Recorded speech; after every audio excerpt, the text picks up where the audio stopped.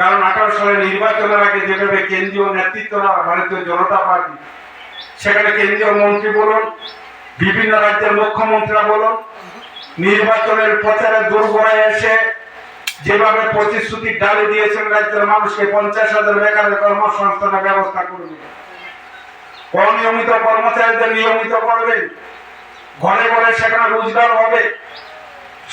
মানুষ সিদ্ধান্ত নিয়েছিল যে 23 সালে বিধানসভা নির্বাচনে এরাই তো ভারতীয় জনতা পার্টি সরকার ক্ষমতা আসতে পারে না, কারণ রাজ্যের মানুষ অধিষ্ঠ ছিল ভারতীয় জনতা পার্টি সেই 5 বছর সরকারের শাসনে।